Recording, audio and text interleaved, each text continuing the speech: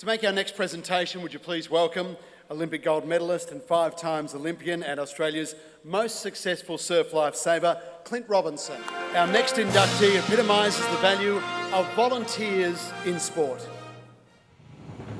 Helen Brownlee has devoted more than 50 years to canoeing, to the Olympic movement, and to the promotion of women in sports administration.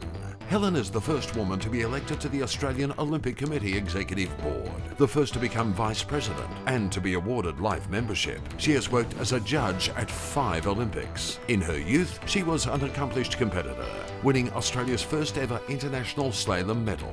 She won canoeing medals at local, state, and international level. The International Olympic Committee has awarded her its Olympic Order and its Women and Sport Trophy for Oceania, and she is a life member of the International Canoe Federation. Tonight we recognise her remarkable contribution as Helen Brownlee OAM is inducted into the Sport Australia Hall of Fame. Please welcome Helen Brownlee.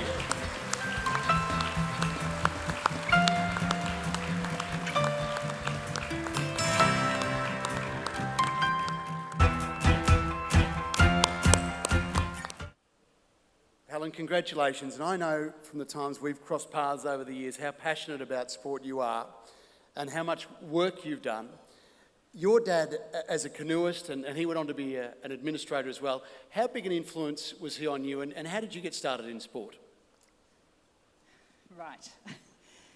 I've been canoeing ever since I was quite tiny. My sister, who's with me tonight, we're quite close in age, and my parents were bushwalkers, and it was a bit difficult to take 2 babies bushwalking.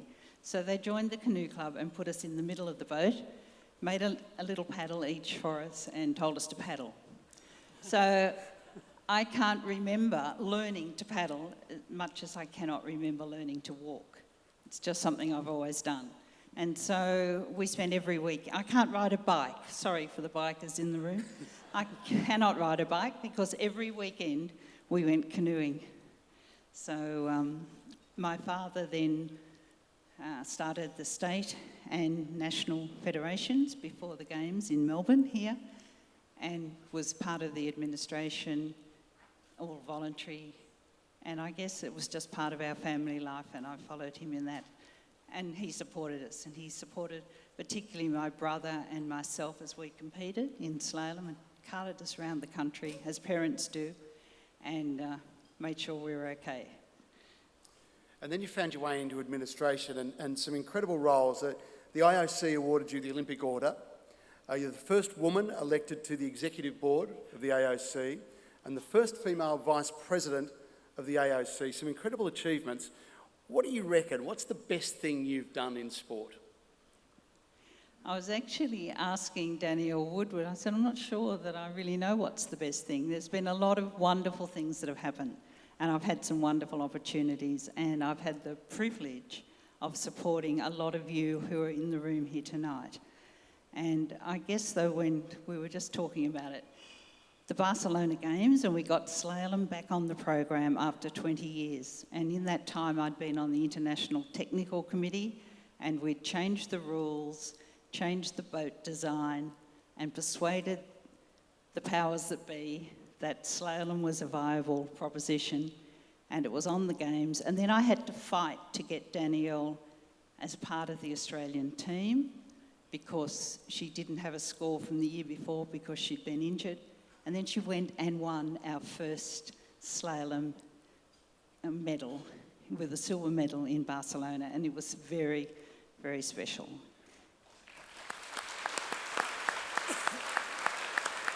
So Helen, it's sort of, it begs the question, what's still to do? What's left? What's next? 2 things. 1, to get equal representation for women at the Olympic Games in all sports, and particularly my sport, and in all events, so that we have equal numbers. And I think we will achieve that in Tokyo. I've just got a little bit more work to do with some sprint paddlers. Clint, you might need to help me. The other thing is that, as you know, I work in Oceania with the women in sport, and I would love to see the Oceania women have enough confidence and self-esteem that they can go out and do the work that we're doing together, but without me pushing them. I'm working with them and hoping that in the future they can do it on their own. Helen, you've done so many wonderful things. You very much belong in this Hall of Fame. Congratulations.